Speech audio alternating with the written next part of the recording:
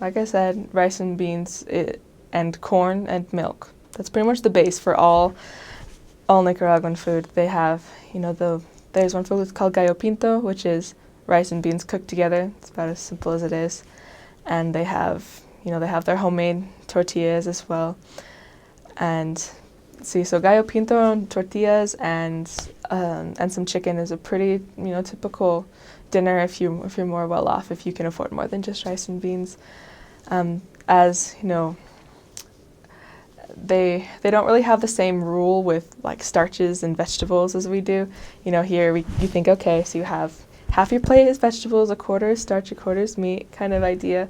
But down there you have rice and meat and starch. Rice doesn't count as a starch. And so you have lots of rice, your beans, some kind of protein if you want, and then you have a tortilla, you can have plantains. There are lots of different ways to cook plantains. You can boil them, or you can fry them, or you can fry them twice. And plantains are actually one of my favorite side dishes. Actually, I really like those. And you could have, and you could put on your beans or your gallo pinto, you could put, they call it crema, which is kind of like sour cream. Like, it literally just means cream. It's like a sweeter version of sour cream, a little more liquidy, I suppose. They'd put that on top. And one of their special traditional foods is called the Naca Tamale, which is, it's a kind of tamale, except it's bigger. It's about this big, and they'd, it's made with the corn masa, and you have pork in it, you have some potatoes and rice and lots of seasonings, and they would wrap it in the special leaf and boil it for hours and hours, and you could just find them on the side of the road. Anyone who happened to make them during the day, you just buy one. They were one of my favorite foods, actually, down there. And let's see, they have lots of different soups. They call them sopas, and you could have like a beef soup or a chicken soup or a hen soup, which is like a French hen, I suppose. It's a more tougher meat, I suppose. It's typically the chickens or hens that they'd raise on their own that they'd have, and if it's chicken, then it's what they'd buy in the store, kind of thing. Or you could have bean soup, and bean soup is basically the liquid, the water that's left over after you cook the beans. You just take that, and that's the base of the soup. Then you put beans and rice, and you could put eggs in it, and you can have plantains off to the side.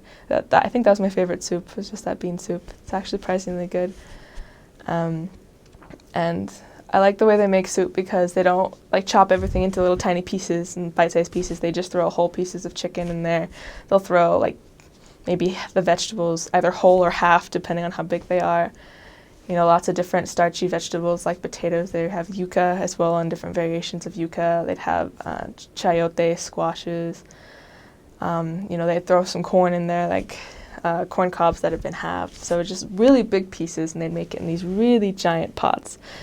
And so you could look through and pick out what you wanted, I guess. So I could get, I want this carrot, and I'll have this piece of chicken, and I'll have a yuca, but I don't want that, So that was always really fun to eat. It amused me at first, like, why don't they just like make it all into tiny pieces? But after a while, it was just more fun to eat that way, to pick out what you want and stuff. And they fry a lot of things. A lot of their food is like the rice. The way they make rice, they'll heat up some oil first, like some just vegetable oil, whatever, and then they'd put in the rice without water, and then they'd toast it and fry it a little bit before they'd put in the water, and then cook it like regular rice.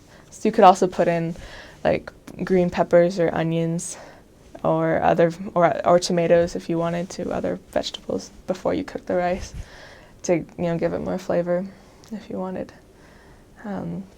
They actually do make spaghetti down there. They have a different sauce, so they'll take the pasta, like whatever pasta they have, and they'll mix in as a sauce. They'd put mayo, and I think they put mayo and ketchup or tomato sauce in to make their spaghetti sauce. And I didn't like it so much at first because it was just a really weird taste, but after a while it kind of grew on me. So, but yeah, that's pretty typical for things I would eat. As far as vegetables go, because I do eat vegetables, I ate lots of, we'd have lettuce every now and, a little salad, or cucumbers or avocados, fresh, sliced tomatoes, things like that. They have a lot of really cool fruits down there. They have guavas and the really, really long ones. Do you know what I'm talking about? I can't remember what that fruit is called. Oh, not papaya. I don't remember. It's some kind of fruit that looks like that. They have mangoes, which you could just pull them off a tree at someone's house and eat them, and they were really interesting because they aren't as hard as the ones we're used to here. They're very soft and juicy and squishy and like almost overripe, but that's how they're supposed to be. And I thought they were really weird at first, but after a while they were actually really good. And so it was one of my favorite things. If you're at a member's house, like, oh hey, can I have one of your mangoes? And they would just give us a bunch of mangoes. Or they have other really random little fruits that I'd never heard of or seen before, but that I actually really liked. You can even eat the mangoes in green, that they would pull unripe mangoes. Pretty much in any stage of its ripening, you could eat a mango in some way. They'd eat green mangoes with salt as well. They just pour some salt in their hand, and they would peel the mango first, and then they just hold the whole mango and like dip it in salt, and then just eat it until you got to the seed. Then just throw that away. Let's see, some drinks they have, they call it avena, which is just oatmeal. So they take the oatmeal, just Quaker brand oatmeal, and they would put water and sugar in it. And that was something that they drink. They have another one called pinolillo, which is a mixture of like cocoa and corn. Together you'd also put water and sugar in it. You need a lot of sugar to make it taste good, but it's one of their iconic drinks in Nicaragua. My favorite dessert, I think, that people made a lot is Arroz Con Leche, or rice with milk, so like a rice pudding. They'd make it really hot, and they flavor it with cinnamon and stuff like that, and it's really good. They also make lots of little candies too, and some are called chocollitos.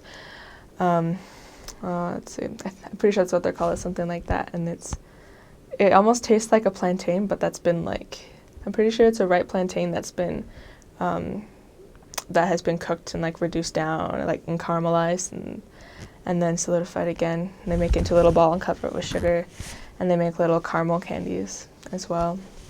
So like lots of little, and that's all those kinds of things you can buy in the street, because people, a lot of people sell in the streets as well for money. If they don't sell stuff out of their homes, they'll go out in the streets and sell anything they can, really, especially stuff that they make at home. I think I didn't eat too many crazy things. I remember my companion and I, a thing they like to do is they'll fry a whole fish and just eat the whole fish, like everything in the head included. And, I always opted against eating the head. I would just kind of leave it there.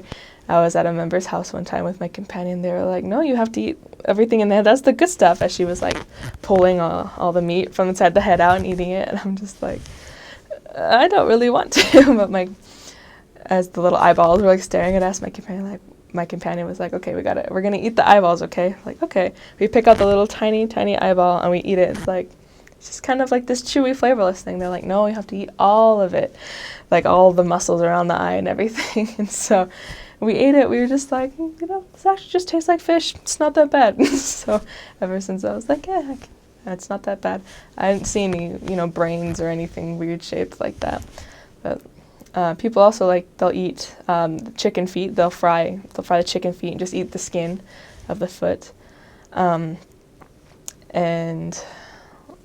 I think the craziest thing I ate that I actually didn't like was I ate a chicken liver on accident, because it was just on the plate that was cooked with the chicken that was made for me. I didn't know what it was, just this little brown thing. I'm like, oh, it's probably chicken. I popped it in my mouth, and I just tasted like iron. That was all I could taste in my mouth, was powdery iron. I'm like, nope, I don't like that. But yeah, it's really common to eat all parts of the meal. I think actually a traditional food they have at Christmas is something along the lines of haggis, like, just made with pig and cow, stomachs and, intestines and stuff like that. That I never had. No one ever made that for me, but I heard of it and I wasn't really that interested in trying it.